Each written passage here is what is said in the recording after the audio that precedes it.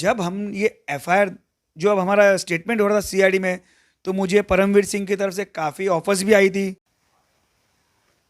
नमस्कार, मैं मुबारक शेख और आप देख रहे हैं मुंबई सहारा न्यूज़। मुंबई सहारा न्यूज़ यानी हम दिखाते हैं सच। दोस्तों, मुंबई सहारा न्यूज़ के 1 to 1 टॉक शो में आज हम एक नए मुद्दे को लेकर आए हैं। जी हाँ, ऐसा मुद्दा जिसे लेकर ना केवल मुंबई, महाराष्ट्र, बल्कि ये कह सकते हैं कि पूरे देश भर की राजनीति गर्मा गई है, क्योंकि आज तक के ऐसा कभी नहीं हुआ था जो हो चुका है। जी हाँ, मुंबई पुलिस की इतिहास में ऐसा पहली बार हुआ है कि मुंबई पुलिस आयुक्त पद पर कोई अधिकारी रहा हो और उसने गृह मंत्री की शिकायत की हो। जी हाँ, हम बात करते हैं परमवीर सिंह की, उसी परमवीर सिंह की जिसे लेकर लगातार या यूँ कहिए कि हर बार की तरह नए नए मामले, नए नए एफआईआर दर्ज हो रहे हैं। हाल ही में थाना में स्टेट सीआईडी की एक इंक्वायरी के बाद कुछ लोगों के बयान दर्ज किए गए। बयान ऐसे जिसमें मुंबई पुलिस आयुक्त पद पर रह चुके परमवीर सिंह, उन पर मौका लग सकता है। ऐसे शिकायतकर्ता हमारे साथ में है सोनू जालान। हम उनसे सीधी बात करते हैं कि आखिर ये मामला 2018 का था, आखिर ये जीन बाहर कैसे आया और किस किस को निपट सकता है। सोनू जी, सबसे पहले तो ये बात बताइए कि कानूनी लड़ाई में भले समय से हुआ लेकिन आपकी जीत हुई, क्योंकि लगातार आपके बयान आते रहे, लगातार आपकी शिकायतें जाती रही, लेकिन 2 साल बाद ये मामला सामने आया है और मामला दर्ज हुआ है। या यूँ कह सकते हैं कि आपके सब्र का फल मिला। भले आपको नुकसान हुई, तकलीफ हुई, बहुत सारी चीज़ें हुई, तो इसमें विस्तार से बताया, क्योंकि हम जो चाहते हैं हमारे दर्शकों को हम वो दिखाना और वो सुनाना चाहते हैं जो अभी तक के ना मीडिया में आया हो और ना लोगों ने अब तक के जाना हो। जी मुबारक भाई, हम आपको ये बताना चाहेंगे, जो भी हमारा ये केस हुआ है, ये केस बिल्कुल फर्जी केस था। जिस केस से हमारा कोई लेना देना नहीं था, कोई संबंध नहीं था, ना क्रिकेट बैटिंग केस से, ना ये जो एक्सटॉर्शन का केस है उससे। अब आपने देखा होगा कि मिस्टर परमवीर सिंह, जो कि सबसे करप्ट ऑफिसर है आईपीएस इतिहास में, आप ये कह सकते हैं, जिन्हें बिल्कुल शर्म नहीं थी कि जो 34 साल की उनकी सर्विस है, उन्होंने किस तरह मनसुख हिरेन केस में अपनी दांव पे लगवा दी, किस तरह के उन पे गंभीर आरोप हुए हैं। इससे आप अंदाजा लगा सकते हो किस तरह के घटिया ऑफिसर है वो। अब हमारे केस में आप देखिएगा सिमिलर थिंग क्या है, जैसे उसका मोडस ऑपरेंडी एक सेम है कि जब कोई कंट्रोवर्शियल ऑफिसर रीइंसिस्ट होकर आता है तो सबसे पहले परमवीर सिंह उसे चुनता है अपने महकमे में लेने के लिए। जैसे 2017 में जब प्रदीप शर्मा आए वहाँ पर लखन भैया एनकाउंटर केस से, अब पता नहीं उस केस में तो हाईकोर्ट में क्या होता है, बट फिलहाल तो उस केस में वो बरी हो चुके थे। तो परमवीर सिंह ने उसे कोई साइड ब्रांच देने के बजाय उन्होंने उसे काफ़ी इंपॉर्टेंट पोस्ट, जो कि एंटी एक्सटॉर्शन सेल होता है, जहाँ पे एक तकरार देने जो आता है आदमी, वो कितना पीड़ित होता है, जिसे धमकी के कॉल्स आते हैं, जो भी होता है, बट यहाँ पे परमवीर सिंह ने उसको बिठाया ताकि क्यों, उसे पता है धमकी के फ़ोन किसे आते हैं, कोई पैसे वाले इंसान को, तो ताकि जो धमकी की कंप्लेंट लिखाने आएगा तो पहले तो ये उनसे पैसा उठेंगे और फिर इनके खुद क्रिमिनल कॉन्टैक्ट्स इतने हैं कि उन लोग उनसे सेटल करा के फिर उससे पैसा ले लेंगे।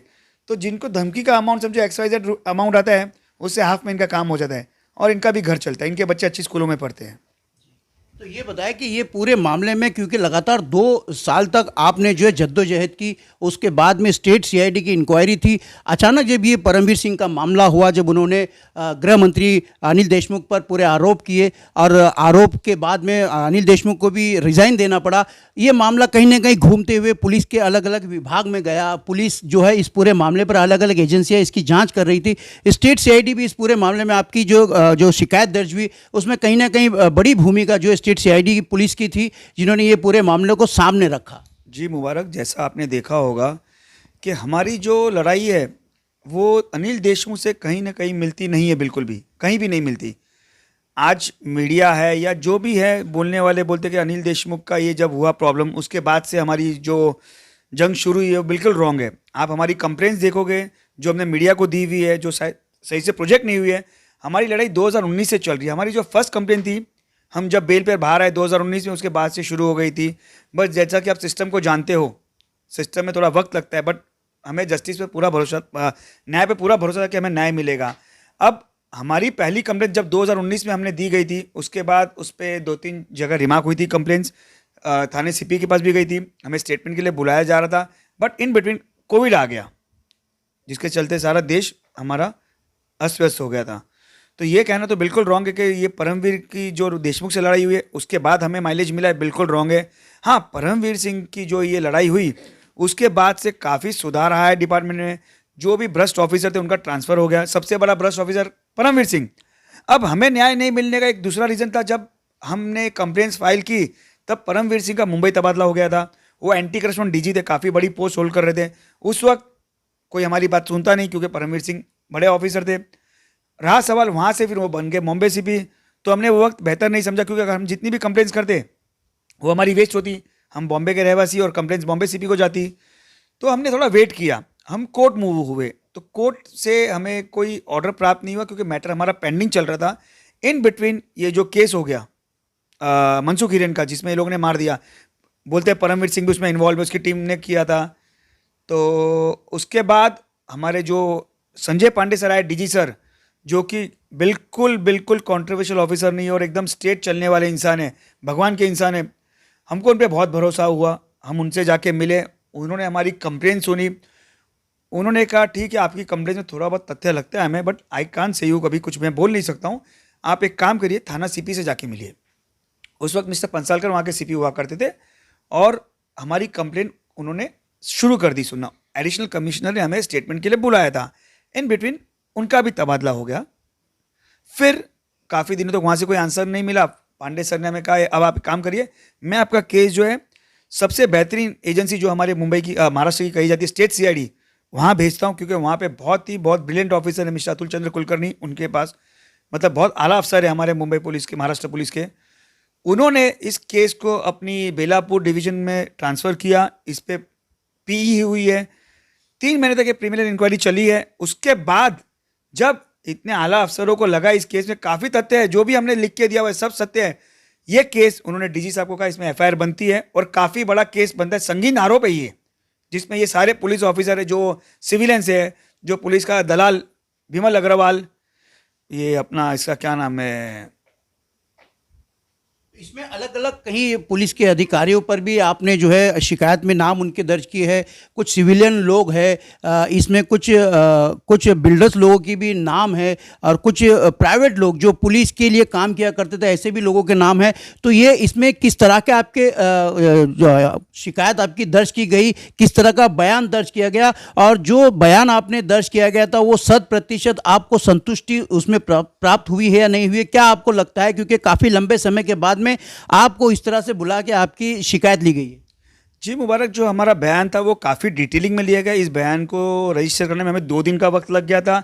इस बयान में हमने स्टार्टिंग से जो इंसिडेंट हुआ था, किस तरह मुझे झूठे क्रिकेट बैटिंग में फंसा कर परमवीर ने हाथापाई करके मुझसे 10 करोड़ रुपए मांगे, जब मैंने देने के लिए मना किया तो उसमें उन्होंने जो रितेश शाह फेक कंप्लेनर है, जो भी एक अक्यूज है इस केस में, उसको डेवलप किया, जो हमारे बिजनेस ट्रांजेक्शन को किस तरह उसने एक्सटॉर्शन का ट्रांजेक्शन बताया।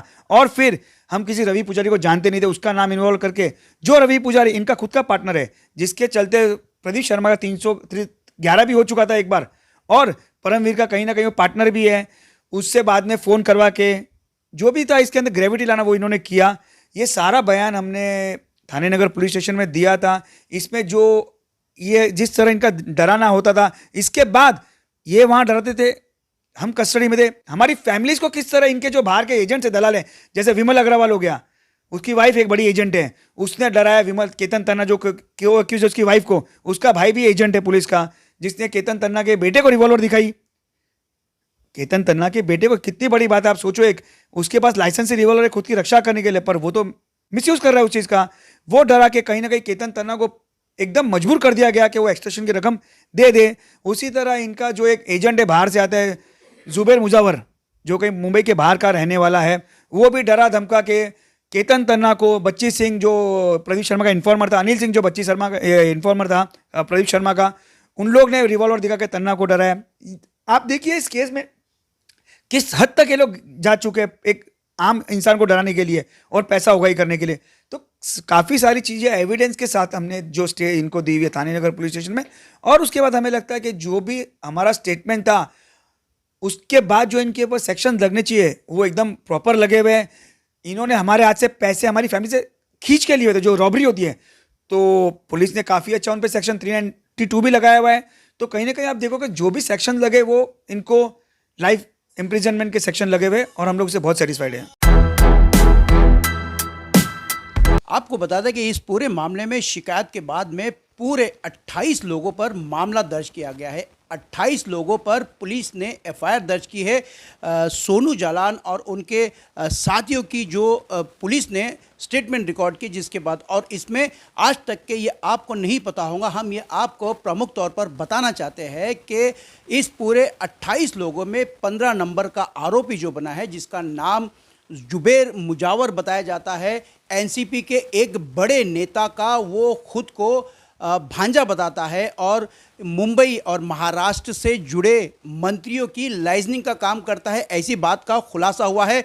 और उसी मामले पे बात करते हैं, क्योंकि वो अपने आप को लाइजनर बताता था, लेकिन अचानक इस तरह के क्रिमिनल एक्टिविटीज़ में वो कैसे शामिल हुआ, और उसके साथ में विमल अग्रवाल जो लगातार कई मामलों में आरोपी है, कई मामले उस पर दर्ज हुए हैं, उसकी भी कैसी भूमिका रही इन सब लोगों का आपस में इन्वॉल्व होने की, और ये लोग कैसे अपनी बड़े आकाओं को या पुलिस के बड़े अधिकारियों को खुश करने के लिए किस तरह की भूमिका निभाए। सोनू जी ये बताया कि भाई इसमें कुछ प्राइवेट लोग भी है, कुछ लोगों के नाम आपने दिए हैं, जैसे कुछ लोगों के परिवार के लोगों का भी आपने नाम दिया है, तो ये कहीं ना कहीं लोगों को सामान्य तौर पर लगता है कि ये दुश्मनी निकालने वाली बात है। तो इस बात को थोड़ा सा क्लियर करें कि आखिर एक व्यक्ति है, उसका घर और उसका परिवार और उसके साथी भी इसमें इन्वॉल्व है, तो उसमें उन लोगों की भूमिका क्या थी, किस तरह का रोल उन्होंने निभाया था।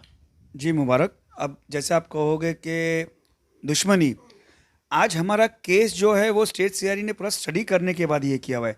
पुलिस ने जो हमारी एफआईआर ली है वो भी स्टडी करने के बाद ली है, स्टेटमेंट लेने के बाद। आप देखो कि इनका परिवार, मतलब जिनका काम ही ये है, आपने इससे पहले भी देखा होगा फैमिली में काफ़ी पूरी फैमिली गैंगस्टर्स होती है, ऐसी तो बात तो नहीं कि पहला मुद्दा ये। अब विमल अग्रवाल जो है उसका काम ही ये, आपने देखा होगा पहले भी अरेस्ट हो चुका है।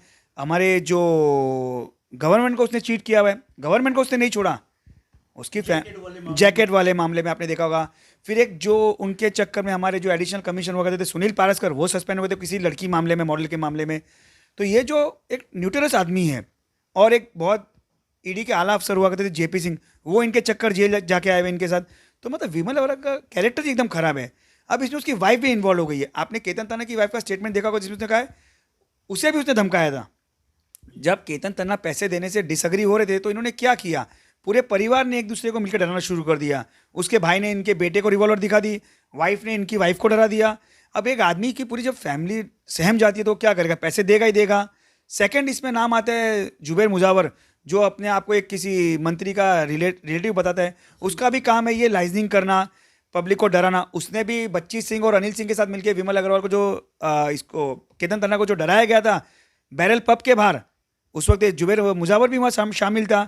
उसने उसको पॉलिटिक्स का इसके रिलेशंस के हिसाब से रिवॉल्वर दिखा के, अंडरवर्ल्ड कनेक्शन जो रवि पूजारी के साथ इनके थे, वो सब बोल के डरा के पूरा मामला पैसे उगाए उन्होंने। तो अच्छा ये बताया कि भाई इसमें जो कहा जा रहा है कि आपने जो करोड़ों रुपए दिए, तो ये एक ही तरफा हुआ है, पैसे की डिमांड की गई, कौन था उसमें, कौन कौन अधिकारियों की, कौन कौन लोगों की भूमिका थी पैसे मांगने से लेके पैसे देने तक, और कितने अमाउंट दिए गए थे? पैसे मांगने में तो ये सारे जितने अफसरों के हमने नाम दिए एफआईआर में, सारे अफसर थे मांगने में। इनके कलेक्टर एजेंट है विकास दबाड़े, जो शर्मा का राइट हैंड बोला था। एनआईए ने उससे भी पूछताछ की मनसुख हिरेन केस में।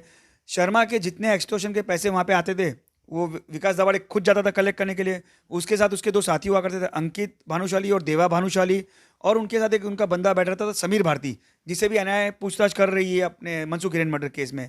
उसके अलावा इनके यहाँ के एजेंट थे विमल अग्रवाल, और वो मनीष छोटी, प्रदीप सोदानी, एंड काफ़ी सारे नाम जो हमने दिए हुए, वो सारे इनके कलेक्टर एजेंट्स हुआ करते थे। एंड जब हम ये एफआईआर, जो अब हमारा स्टेटमेंट हो रहा था सीआईडी में, तो मुझे परमवीर सिंह की तरफ से काफ़ी ऑफर्स भी आई थी।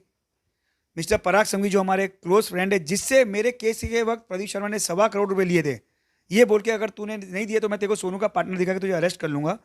वो पराग संघवी को, एक पराग संघवी के और प्रदीप इसके परमवीर सिंह के कॉमन फ्रेंड है, उन्होंने ऑफर दी कि तू सोनू को बोल स्टेटमेंट देने नहीं जाएगा, इस बात को भी मैं रिकॉर्ड पे ले आया हूँ स्टेट सीआईडी में। मतलब ये कह सकते हैं कि ये एक नया मोड़ है। हम आपको अपने दर्शकों को बताना चाहते हैं कि अब तक की भूमिका थी कि शिकायतकर्ता और शिकायतकर्ता के बाद में एफआईआर, लेकिन ये पहली बार हम आपको बताना चाहते हैं सोनू जालान इस बात को मान रहे हैं, सार्वजनिक तौर पर कह रहे हैं कि परमवीर सिंह ने उन्हें ऑफर की थी शिकायत नहीं करने की, एफआईआर नहीं करने की। ये नया मामला, नई बातें सामने आ रही है, तो इसके बारे में बताया कि भाई ये कैसे हुआ। जी बिल्कुल, इसकी मेरे पास वॉइस रिकॉर्डिंग है। पराग संघवी ने जो मुझे ऑफर दी है, सारी रिकॉर्डिंग्स है मेरे पास उसकी। मैंने स्टेट सीआईडी को रिकॉर्डिंग्स दे रखी है।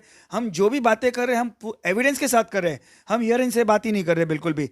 पराग संघवी को तो आप छोड़ दीजिए। इसके बाद जिस दिन हमारी एफआईआर रजिस्टर हो रही थी, जब मैं थाना जाता, तो विकास दाभाडे का किसी कॉमन फ्रेंड के फ़ोन पे फ़ोन आता है, वो मुझसे कहीं सिग्नल पर मिलता है पुलिस स्टेशन के पहले, वो मुझे ऑफर देता है, मुझे बोलता है कि भाई मैं आपको इतने करोड़ दे दूंगा, ये कर दूंगा। मैंने उससे कहा मेरा पैसों से कोई मतलब नहीं है, मेरे को ये आपने झूठे केस में फंसाया है ऑफिसर्स के साथ मिलकर, आप लोगों ने, आपने, विमल अग्रवाल ने, आप उससे कैसे मुझे बाहर निकालेंगे। तो मुझसे कहता है आप किस तरह निकलना चाहते हैं, मतलब इनके पास सारे रास्ते हैं केस में डालना भी और निकालना भी, आप सोचिए। तो मैंने कहा नहीं आप बताइए ना। तो वो मुझसे कहता है मैं जो आपका कंप्लेंट है उसको ले आऊंगा। तो मैंने कहा अगर वो नहीं आएगा तो बोलता नहीं उसका बाप भी आएगा, विमल अग्रवाल भी आएगा, आप उनको मारना, हम उनसे आपको एफिडेविट दिला देंगे, पैसे दिला देंगे, आपका जो बिजनेस ट्रांजैक्शन के ऑफिशियल पैसे है वो हम आपको दिला देंगे, सिर्फ आप हम पे एफआईआर दर्ज ना कराए। कितने उन्होंने कहा था, कितनी पेशकश की थी कि आपको पैसे लौटा देंगे, उसके बारे में क्या आपने खुलासा किया है? जी वो मुझसे कह रहा है कि आपके जो भी पैसे लगे वो हम आपको दिलवा देंगे, जो भी मेरा कहना है 4 करोड़ 5 करोड़ जो हमारे लगे हुए मेरे, केतन तन्ना के। उसके बाद वो मुझसे कह रहा है जो हमारे ऑफिशियल पैसे इनसे निकलते हैं, मिस्टर रितेश शाह जो हमारे फेक कंप्लेनेंट है, उनसे भी जो आपका डीलिंग्स है वो हम सॉल्व कर देंगे, और एडिशनल पैसे ले लो बट केस मत करो हम पे। अब ये तो था उनका पहले हमें प्रेम से पटाना, जब उस हमने नहीं सुना और हमने एफआईआर दर्ज करवा दी, स्टेटमेंट में उनका नाम लिखवा दिया है, एफआईआर में उनका नाम है, हो सकता है ये किसी भी हद तक जाए, हमारे अभी मनसुख हिरेन करने का ट्राई करें, क्योंकि शर्मा जेल बैठा हुआ है, वो वहाँ से कुछ भी कर सकता है। जेल में बैठे बैठे पहले उसने लखन भैया के विटनेस गायब कर दिया था, तो इसीलिए हमने आज मुंबई सीपी को लिखा है पुलिस प्रोटेक्शन के लिए, हमने थाने सीपी को लिखा है विकास दाभाडे की ऑफिस के बारे में, उसकी रिकॉर्डिंग्स हम कल मंडे को थाना सीपी और मुंबई सीपी को देने वाले हैं। जिस तरह से आपने देखा कि भाई शिकायत के बाद में अब निश्चित तौर पर सोनू जालान और उनके साथ के उनके जो साथी है तन्ना, उनको भी कहीं ना कहीं धमकी आ सकती है, क्योंकि एक पेशकश आ सकती है तो धमकी भी निश्चित तौर पर आ सकती है। इन्होंने पुलिस विभाग को अपनी सुरक्षा के लिए इन्होंने गार्ड की डिमांड की है।